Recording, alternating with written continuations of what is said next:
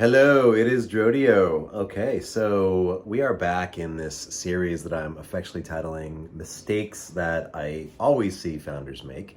And I have gone back to the casita whiteboard here to draw up vision, mission, and values. So we're going to do a deep dive today on vision, mission, values, and specifically as a founder, how do you communicate to your employees, to your investors, to your customers, all of these different stakeholders? Why does the company exist? What is the company that you're building? And I think really importantly, Mike Maples of Floodgate has a great talk that he gives where he describes founders as time travelers. And he talks about how founders go into the future and they see what the future looks like. We've got this vision in our heads of what should be. And then we come back into the present, and it's our job to bring others into the future with us. And this is why there's all these famous sayings about founders like Steve Jobs in his reality distortion field, and just the kind of like insane focus that founders have around creating a future that they see in their heads. And it has to be this way because by definition, when you're founding a company, you believe that something can be possible that's currently not true. It's currently not the way the world works. And so people are going to think you're a little crazy, because if they thought that what you were telling them was a good idea, they would be already doing it themselves. And so by definition, founders have to turn impossible things into possible things. And that requires a lot of force of will. It requires, as Erica of FounderCulture, who is really into yoga, says, it requires a lot of belly. Which I've got plenty of belly these days. But it just requires this ability to, honestly, to storytell. We'll talk more about storytelling in some other videos because it's such an important characteristic of being a founder. But as the CEO, I'm really going to be focused in here on the CEO. What's very important is that you are clear about what your vision, your mission, and the values are of your company. And I'm gonna try to make a case here today about why this matters so much, and you may not realize how much it matters. And it's really just gonna hit you as a freight train as you scale the company. So you can either be intentional about this or you can be reactive about it when the freight train hits. My hope is that I can help you avoid some landmines here and be more intentional about it. So let's start with some vocab so we can get on the same page. And by the way, everybody kind of has a little bit of a different vocabulary they use with this stuff. I don't think the vocab matters so much as consistency matters. So whatever terminology you decide to use in your company, just stay consistent with it so that your employees can learn and understand it. But what I've drawn here is the pyramid of startup greatness. And at the top, I have defined the vision as the why. Why does the company exist? And so the vision of the company, I think usually it does not change. You started this company because you believe that something should exist in the world, and that is why the company exists. And it's unlikely that this is going to change. So this probably stays quite static over the life of the company. For Google, it was, for example, organizing the world's information. We'll talk more about some of the different companies. Okay, that's the vision, why the company exists. The mission is the what. What are we doing to achieve our vision? I think of the mission as the best way that we know today to achieve the vision. The mission typically does change because you learn and you get more information about what the actions are that you're taking and how they're affecting the vision. So in my experience, the mission will change. In the earlier stages of the company, it might change every couple of months or every couple of quarters, and then it might change every couple of years as the company scales up. So the vision is why the company exists. The mission is what we're doing to achieve our vision, the best way that we know how. And then the values of the company are the how. How do we, as the humans, as the people in the company, interact together in our day-to-day work in order to do the what, in order to achieve the why. So in this way, the values are the social contracts, effectively, that the people have in the company to work on the mission that gets the company to the vision. Okay, so that's the terminology that I really like to use. And I also want to define how to measure these things. So the vision, I really like to choose ideally one North Star metric.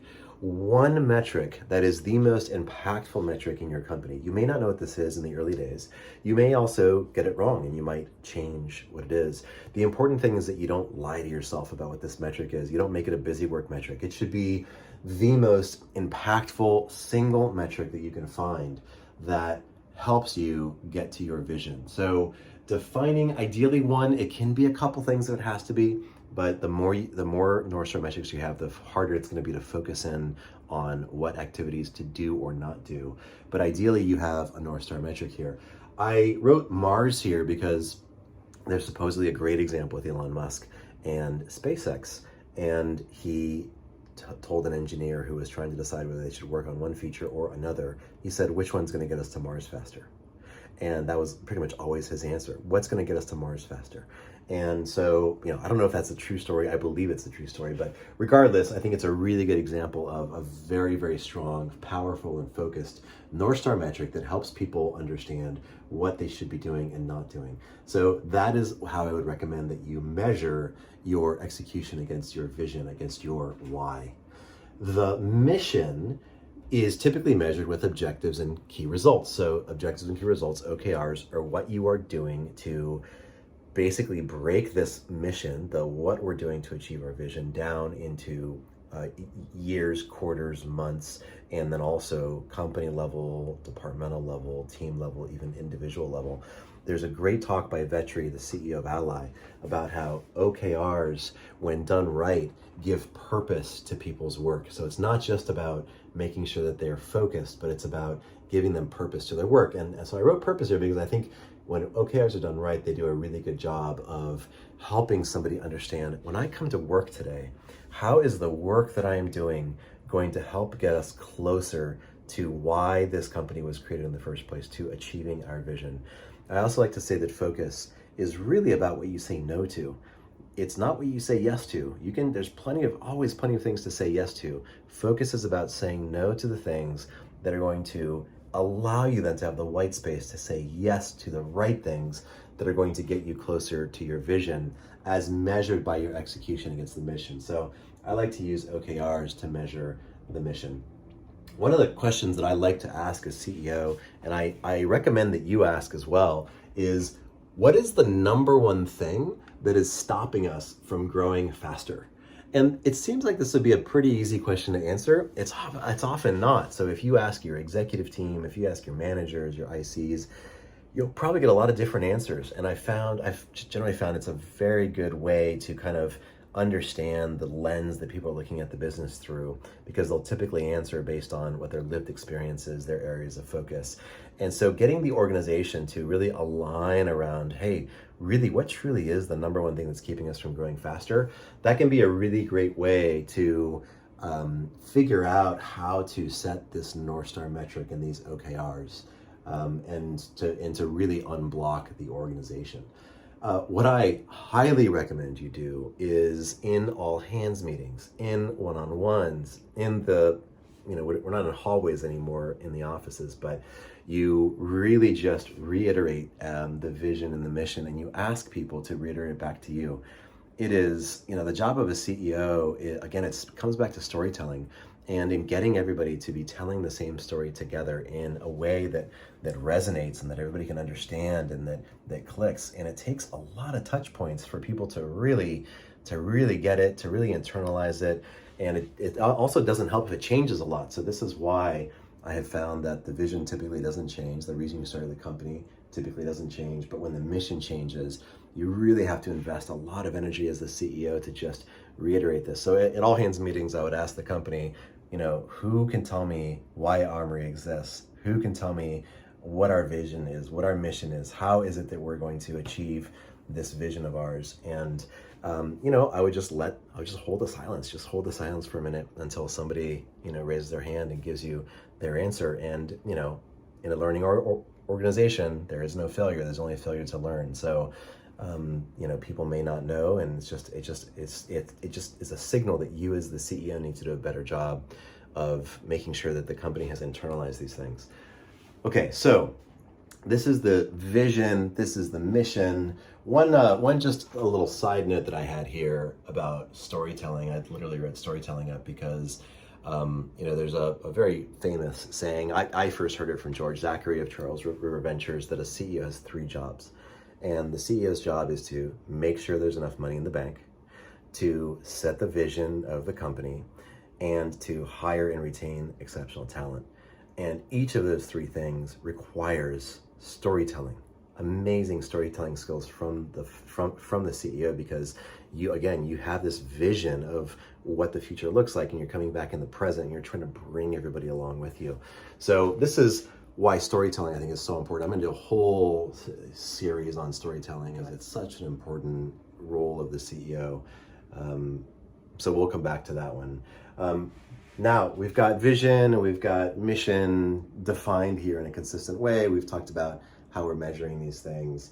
Now let's talk about values. Values are like the water in which the fish swims, right? They are the invisible glue that defines how the organization does and does not work together.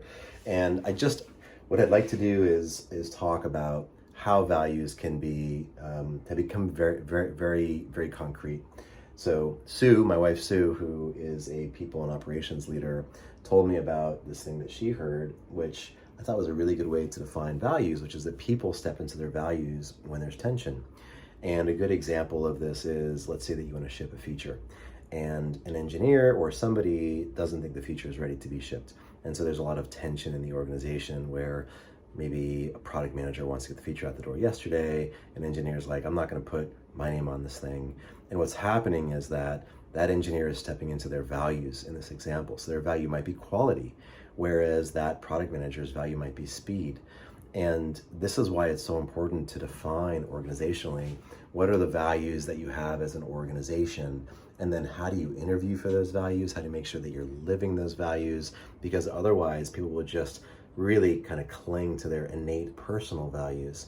And what you want to do is you want to try to find as much alignment as possible between someone's personal values and the values that you want to build as an organization.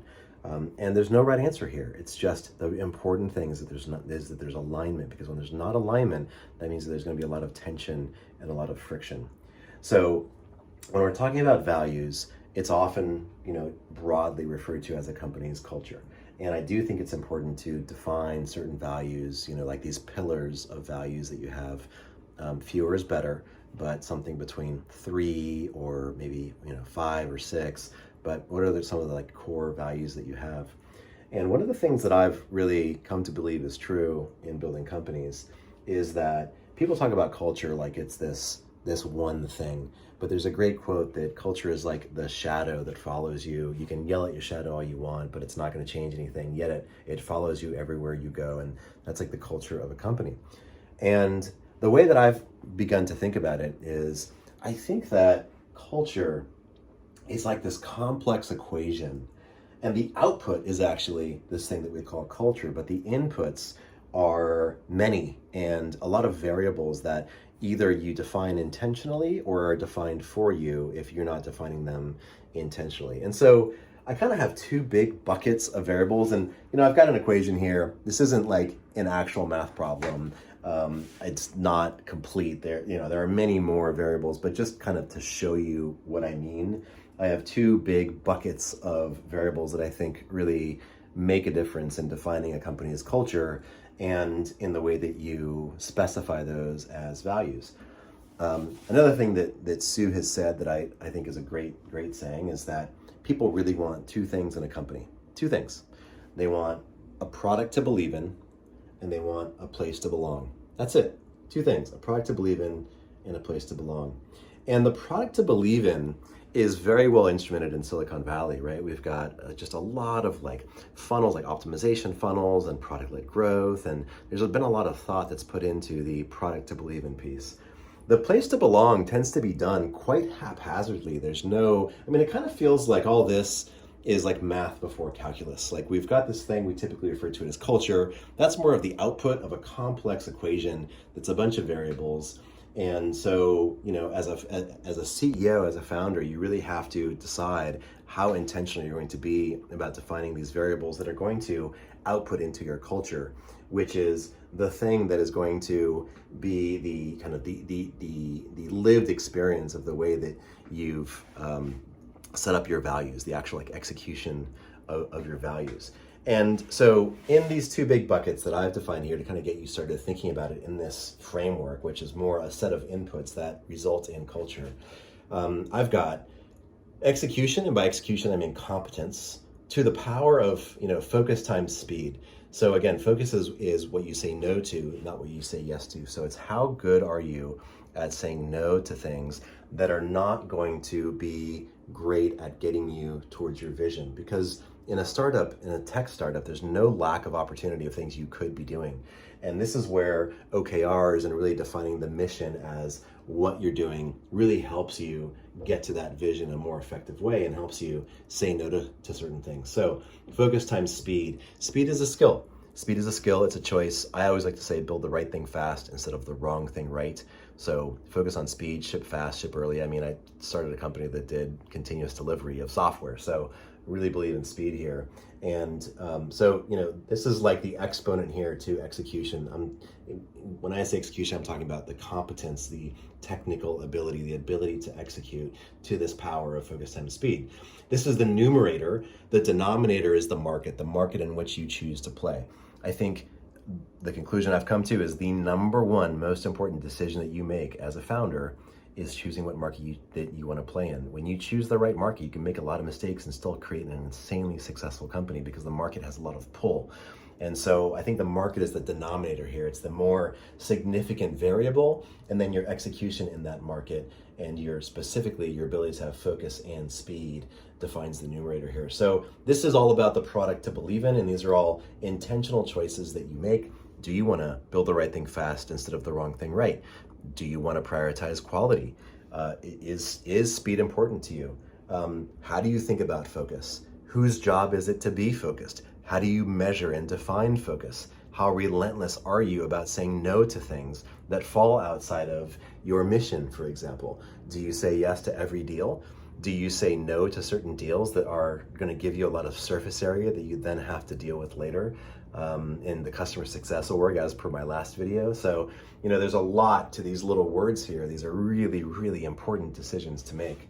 So this is one part of the culture equation, or the choices, either intentional or not. Like you said, not everybody's intentional about it. These choices are still being made. The culture, every company has a culture. It's just a question of how intentional the company is about that. So product to believe in times place to belong. So place to belong, there's so much here. So much here, and is so much more poorly understood in terms of being done in a science versus in art. So I've got people management here. People management means a lot of things. I've written just a few of them in green. So performance management, onboarding, compensation, paths and ladders, training, tooling. This is not a comprehensive list by any stretch of the imagination, but let's just go into them in a little bit of detail. So how are you doing performance management? Are you, for example, defining a job description when somebody starts, where you say, like, this job requires these set of skills, these bullet points, and you set a baseline expectation with the new hire that this is the job that has to be done? If you're not doing that, then how do you know what good looks like? And how can you expect your employee to know what good looks like? And how do you know that they might think they're doing a good job when you don't? And if you haven't set that very specific expectation of what the job entails, then you're not doing your job, because you're not giving them a clear set of guidelines and a framework within which to do performance management. Are you giving them fast feedback? Do you have a culture of retrospection?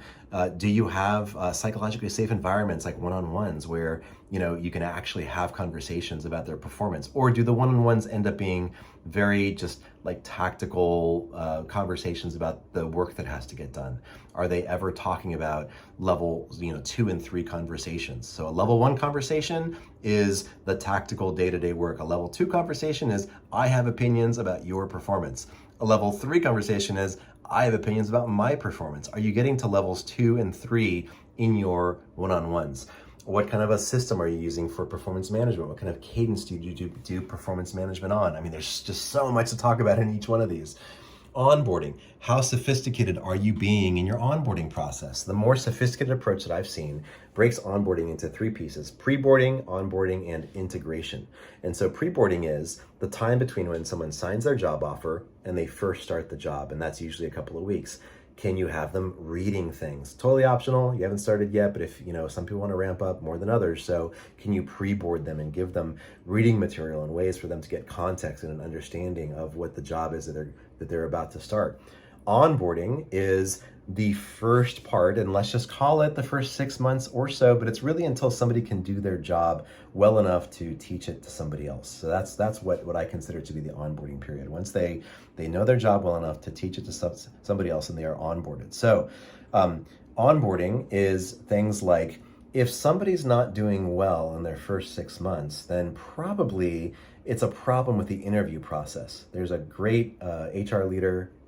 His name is James Takazawa, and he was talking about, he's the one that taught this to me, which is so powerful, that you need to change the way that you are interviewing for roles if somebody isn't successful in their first 6 months, because you hired the wrong person effectively.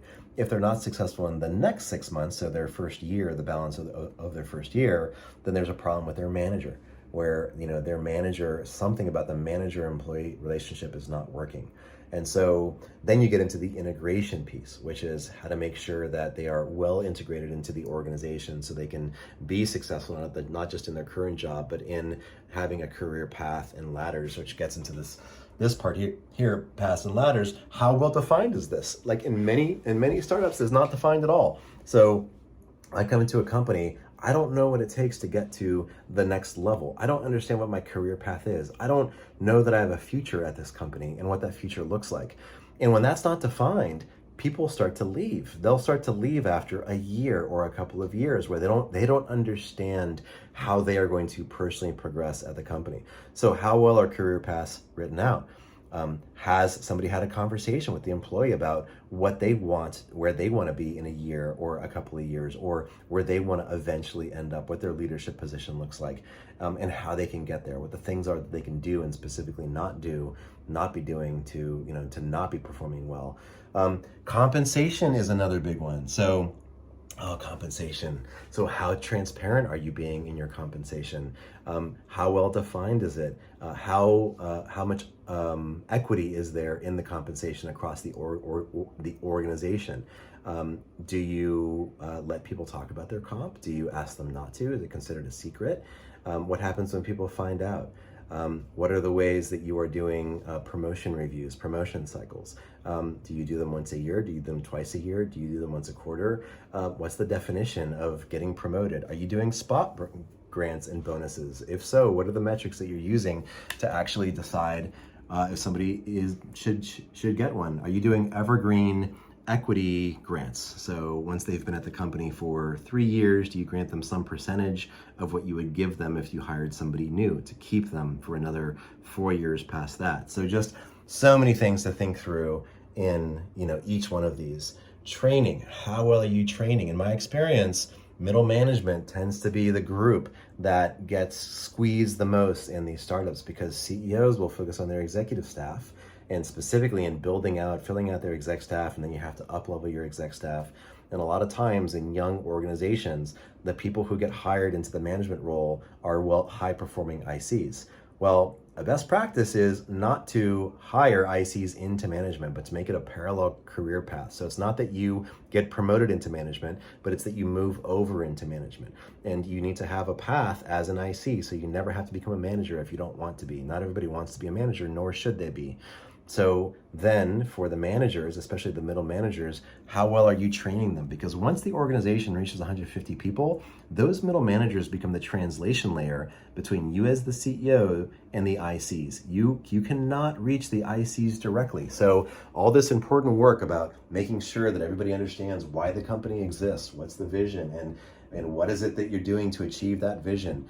It's the managers that start to tell those stories, to share that with their teams. And so if you haven't invested in your middle managers, by the time you get to 150 people, you run into problems because that translation layer is completely broken. So training is one of those things that you can always put it off. It never feels like you have to get it done today. But investing in training is important as you scale.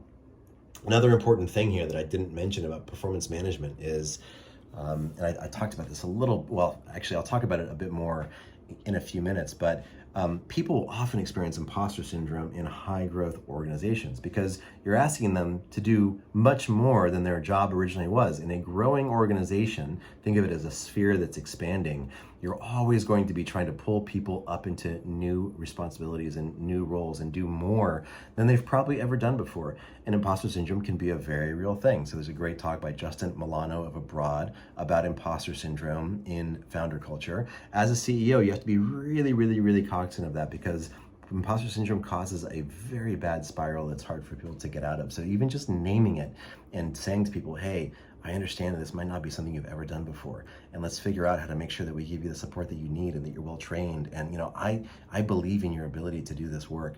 That can be really important. Okay, so people management, so much here. I'm calling this the numerator. This is going to be a little bit controversial probably, but I'm calling this the numerator to empowerment. Empowerment, what I mean by empowerment is, what I believe to be true is in a knowledge organization, so this is different than the industrial age companies that were building widgets and physical goods, but in a knowledge organization, the leadership team, and specifically you as the CEO, have much less information, much fewer signals about what's happening, about what the innovation is that is being built and is happening at the edges of the org than the ICs do. How can you empower your organization to give them as much autonomy, as much power as possible to make decisions so that you don't have customer service people that say, I don't know why it's that rule, I just work here, I was told I had to do it this way. How do you empower these people at the edge of the organization to be as innovative as possible? So empowerment to the power of transparency. So how transparent are you going to be as an org? And I think it's really easy to nod your head and say, oh yeah, we're going to be transparent, but are you? Do you really want to be fully transparent? Are you sure? Are you being fully transparent today? So are you being transparent about how you're making choices? Are you being transparent about comp and hiring? There's probably things that you aren't going to be transparent about. I don't think it's a good idea to be transparent about things like performance management. So you're not creating a psychologically safe environment if you're transparent about that. So how do you define transparency? My best practice here is to flip the bit, to say, instead of being opaque by default, we're going to be transparent by default. Now that does not mean that everything is transparent. It does not mean everything is transparent. It means that we have to justify opacity. Instead of justifying transparency, we have to justify opacity. And it's very easy to justify opacity around things like performance management, right? Like a conversation about somebody's performance needs to be had in a psychologically safe environment for that employee. You can't just be putting performance management reviews out in the open. So I think it's very easy to justify opacity around that. So I highly recommend that you just be very intentional about these choices, because transparency is basically like the power of the empowerment piece, and that is the denominator. How empowered the organization is the denominator that's going to make the biggest impact on how well you can create a place to belong. And guess what? This is all to the DEIB, right? So there's another exponent here: diversity, equity, inclusion, and belonging. And I think it's pretty clear in Silicon Valley today that this stuff really, really, really matters. That's why it's an exponent to this whole thing here, right? The DEIB is basically like the ability for you as an organization to be successful will be a force multiplier when you do it well. Let's talk about this for a couple minutes here. So there's a really great quote about the dance. So diversity is being invited to the dance, and inclusion is being invited to dance. Nobody wants to be at a dance where they're not invited to dance. Like if anybody was in high school at the, sitting on the side watching everybody else dance, is a pretty terrible feeling. So just because you have a company with diversity in it doesn't mean that you have a company with inclusion and equity and belonging. It's just the first step. I think that a nice way to think about it is diversity is a fact, inclusion is a behavior, and belonging is an outcome.